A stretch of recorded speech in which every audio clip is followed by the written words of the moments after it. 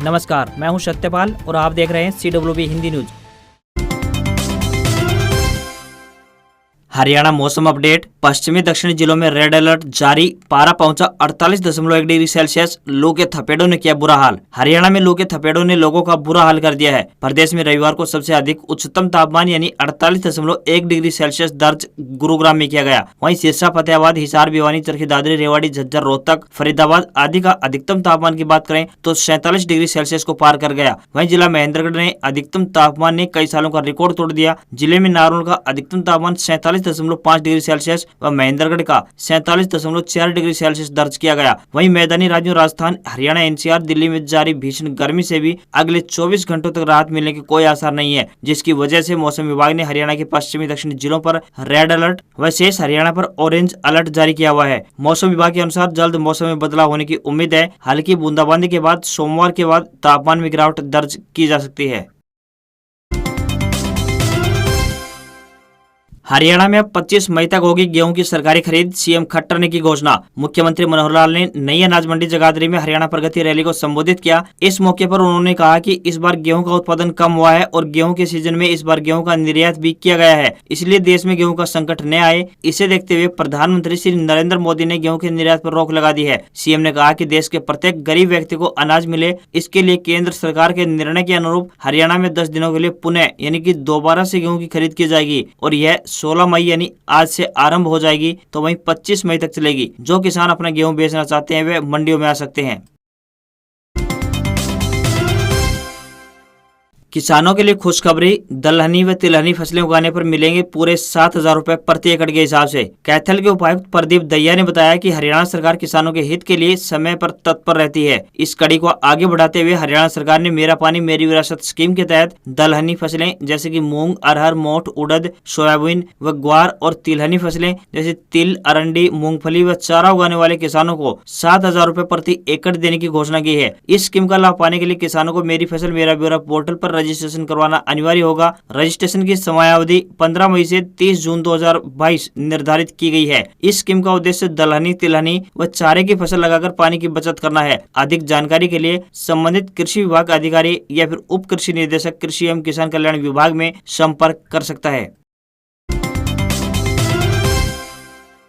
Railway ने यात्रियों को दी सौगात। दिल्ली से रेवाड़ी के बीच शुरू होगी 3 स्पेशल ट्रेन। रेलवे की ओर से यात्रियों की सुविधा के लिए गाड़ी संख्या 04436 मेरठ कैंट रेवाड़ी का गाड़ी संख्या 14,734 रेवाड़ी श्री गंगानगर के साथ एवं गाड़ी संख्या 14,733 श्री गंगानगर रेवाड़ी का गाड़ी संख्या 54,416। तो वहीं रेवाड़ी दिल्ली सवारी गाड़ी के साथ एकीकरण कर मेरठ कैंट श्री गंगानगर दिल्ली एक्सप्रेस रेल सेवा के रूप में संचालित किया जा रहा है। इसके अलावा दिल्ली रेवाड़ी के मध्य 3 स्पेशल रेल सेवाओं का भी संचालन किया जा रहा है। गाड़ी संख्या 14,030 मेरठ कैंट श्री गंगानगर एक्सप्रेस रेल सेवा 16 मई यानी आज से मेरठ कैंट से प्रतिदिन सुबह 6:45 पर रवाना होकर रात्रि 11:45 पर श्री गंगानगर पहुंचेगी। इसी प्रकार गाड़ी संख्या 14,029 श्री गंगानगर दिल्ली एक्सप्रेस रेल सेवा 17 मई यानी कल से श्री गंगानगर से प्रतिदिन रात्रि 1:45 पर रवाना होकर दोपहर 3:40 पर दिल्ली पहुंचेगी। वहीं गाड़ी संख्या 04286 रेवाड़ी दिल्ली अनारक्षित स्पेशल रेल सेवा 17 मई यानी कल से आगामी आदेशों तक रेवाड़ी से प्रतिदिन रात्रि 7:35 पर रवाना होकर रात्रि 10:20 पर दिल्ली पहुंचेगी।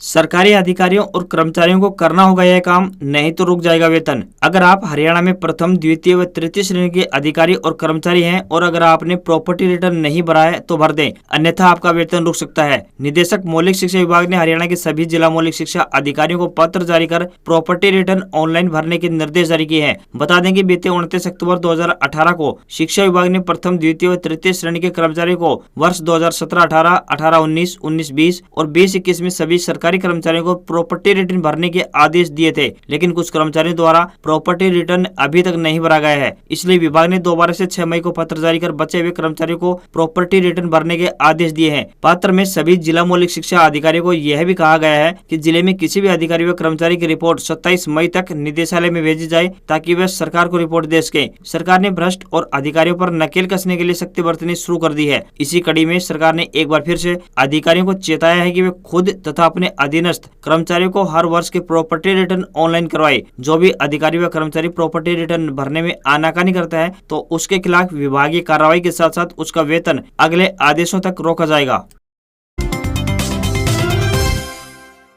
सीएम मनोहर ने दी करोड़ों की सौगात, हरियाणा में बनेगा फॉरेस्ट रिसर्च इंस्टीट्यूट, चंडीगढ़ के नजदीक जिलों में होगा औद्योगिक विकास। हरियाणा में प्लाईवुड उद्योग को बढ़ावा देने के लिए प्रदेश में पहला फॉरेस्ट रिसर्च इंस्टीट्यूट बनाया जाएगा, जिस पर लगभग 50 करोड़ रुपए की लागत आएगी। यह घोषणा मुख्यमंत्री मनोहर लाल ने जगाधरी में हुई हरियाणा प्रगति रैली में की। इससे पहले उन्होंने लगभग 334 करोड़ रुपए की लागत की विभिन्न परियोजनाओं का उद्घाटन एवं शिलान्यास किया। मनोहर लाल ने सडौरा के 10 बेड के अस्पताल को 50 बेड का अस्पताल करने की भी घोषणा की। इसके अलावा उन्होंने किशनपुरा गांव में 14 एकड़ जमीन पर नया कॉलेज भवन बनाने, फारूकपुर स्कूल को मॉडल संस्कृति स्कूल बनाने के साथ साथ जिला यमुनानगर के चारों विधानसभा क्षेत्रों के लिए विभिन्न विकास कार्यों के लिए कुल 680 करोड़ रुपए की घोषणा की है। मनोहर लाल ने कहा कि वर्तमान राज्य सरकार भ्रष्टाचार को खत्म करने के लिए हर संभव कदम उठा रही है और भ्रष्टाचार करने वाला चाहे कोई नेता हो, अधिकारी हो, कर्मचारी हो या फिर कोई व्यक्ति जो गलत काम कर भ्रष्टाचार को बढ़ावा देने का काम करे, उनको बख्शा नहीं जाएगा। इसके अलावा उन्होंने यमुनानगर में श्री गुरु तेग बहादुर जी के नाम पर एक मेडिकल कॉलेज भी बनाए जाने की घोषणा की, जिस पर लगभग 400 करोड़ रुपए की लागत आएगी। गूगल के ट्रांसलेशन ऐप की सूची में संस्कृत भाषा शामिल, हरियाणा के गृह मंत्री अनिल विज बोले गूगल का धन्यवाद। हरियाणा के गृह एवं स्वास्थ्य मंत्री अनिल विज ने कहा कि वे हमारी प्राचीन भाषा संस्कृत को गूगल के ट्रांसलेशन ऐप की सूची में शामिल करने के लिए गूगल का धन्यवाद करते हैं। विज ने ट्वीट करके कहा कि अपने ट्रांसलेशन ऐप की भाषाओं की सूची में हमारी प्राचीन भाषा संस्कृत को जोड़ने के लिए @गूगल का धन्यवाद। उन्होंने कहा कि गूगल का बहुत ही धन्यवाद है, गूगल ने अपने ट्रांसलेशन ऐप में संस्कृत को शामिल किया है। उन्होंने कहा कि संस्कृत बहुत ही प्राचीन भाषा है और हिंदुस्तान का सारा ज्ञान संस्कृत भाषा में है। इस ऐप में सुविधा प्रदान करने से जो हमारे पुराने ग्रंथों का ज्ञान है, लोगों को उसकी जानने में सहयोग मिलेगा और अनेक प्रकार की जानकारियां जो ऋषियों ने तप करके संस्कृत भाषा में लिखी हुई हैं, उसके बारे में भी जानकारी मिलेगी। विज ने कहा कि संस्कृत को हमने बढ़ावा दिया हुआ है। गूगल को वे मुबारकबाद देते हैं कि उन्होंने हमारी पुरानी भाषा यानी संस्कृत को मान्यता दी है और आज संस्कृत के श्लोक अपनी पसंद की भाषा में ट्रांसलेट करके पढ़े जा सकते हैं।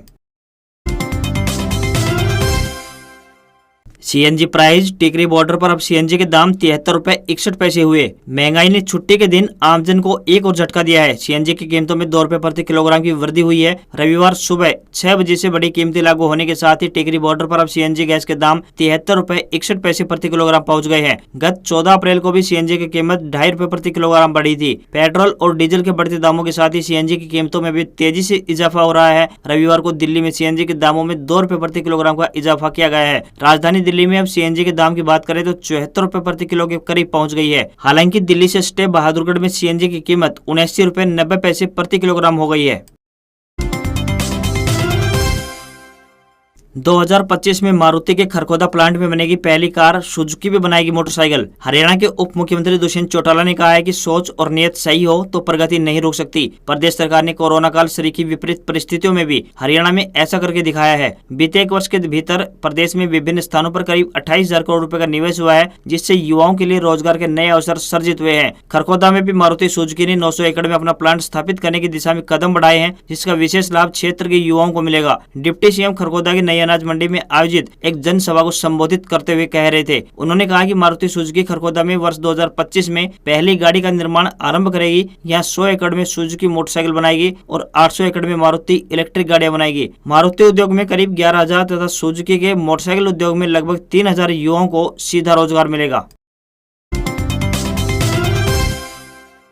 किरण चौधरी बोली, पार्टी में एकजुटता रही तो हरियाणा की सत्ता में जरूर वापसी करेगी कांग्रेस। कांग्रेस नेता एवं पूर्व मंत्री किरण चौधरी को भरोसा है कि यदि हरियाणा में नेताओं की एकजुटता रही तो कांग्रेस सत्ता में जरूर आएगी। भाजपा की मौजूदा सरकार अपनी उम्मीदों पर खरा नहीं उतरी और प्रदेश की जनता त्रस्त हो चुकी है। हरियाणा में कांग्रेस के हालात पर किए गए सवालों के जवाब में किरण चौधरी ने कहा कि आज के दिन हरियाणा में भाजपा सरकार ने अपनी कोई भी वादा पूरा नहीं किया है। प्रदेश में अव्यवस्था और जुमले की लंगड़ी लूली सरकार है जो भाजपा ने जसपा के साथ मिलकर बनाई हुई है। ऐसी सरकार से जनता दुखी हो चुकी है और जनता कब तक संभालेगी। प्रदेश में लगातार 2 बार कांग्रेस की हार को लेकर किए गए सवाल के जवाब में उन्होंने कहा कि प्रदेश संगठन में बदलाव किए गए हैं। उन्होंने कहा कि यदि मजबूती के साथ एकजुटता रही तो हरियाणा में कांग्रेस दोबारा सत्ता में वापसी करेगी। कांग्रेस भूपेंद्र सिंह हुड्डा के नेतृत्व में वापसी करेगी तो किरण चौधरी तपाक से बोले कि नेतृत्व का फैसला पार्टी हाईकमान करेगी और यदि कोई किसी के नेतृत्व की बात करता है तो गलत है। देश भर में कांग्रेस के हालातों पर पूछे गए सवाल पर किरण चौधरी ने कहा कि राहुल गांधी के नेतृत्व में कांग्रेस बड़े स्तर और मजबूती के साथ उभर कर आएगी।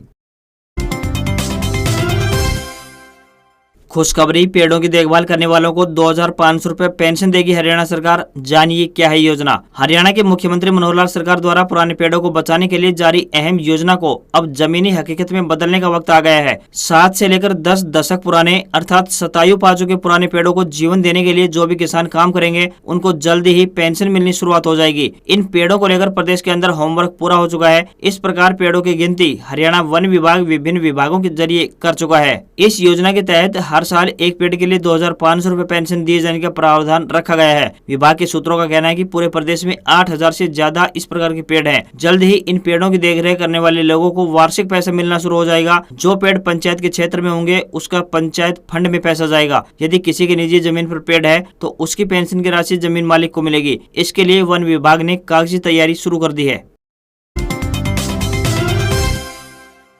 2 साल बाद खुला रोहतक का चिड़ियाघर। अब सफेद हिरण और शुतुरमुर्ग भी देखने को मिलेंगे। जल्द आएंगे ये बड़े जानवर। चिड़ियाघर आमजन के लिए खुल गया है। कोविड के बाद जनता के लिए 2 साल बाद यह खुला है। इन 2 सालों में चिड़ियाघर का कुनबा भी बढ़ गया है। अब लोगों को सफेद हिरण और शुतुरमुर्ग भी देखने को मिलेंगे। इतना ही नहीं, यहाँ 2 पिंजरे बनकर तैयार है जिसमें शेर व भालू का जोड़ा लाने की तैयारी है। कोरोना की दस्तक के बाद चिड़ियाघर को बंद कर दिया गया था। अब करीब 2 साल बाद इसे खोला जा रहा है। पहले दिन 450 टिकट बिके। यानी गर्मी के बावजूद लोगों में पशु पक्षियों को देखने का उत्साह काफी रहा। लोग अपने परिवार के साथ आए। छोटे छोटे बच्चे जानवरों और पक्षियों को देखकर काफी आनंदित हुए। चिड़ियाघर की टिकट 2 श्रेणियों में है, 5 व 10 रुपए। वहीं सोमवार को छोड़कर बाकी दिन सुबह 9 बजे से लेकर शाम 4:30 बजे तक यह खुला रहेगा। अब चिड़ियाघर में 3 शुतुरमुर्ग भी लाए गए हैं। वहीं सफेद हिरण भी अब चिड़ियाघर की शान बढ़ाएगा। सफेद और काले हिरण मिलाकर इनकी कुल संख्या 13 हो गई है। इसके अलावा पहले यहाँ टाइगर की संख्या 2 थी जो अब 5 हो गई है। साथ ही लेपर्ड की संख्या 4 से बढ़कर 9 पहुंच गई है। तो साथ ही मगरमच्छ 14 पहुंच गए हैं। वहीं पक्षियों में गोल्डन सिल्वर और कजीज फिंजेट भी आकर्षण का केंद्र रहेंगे।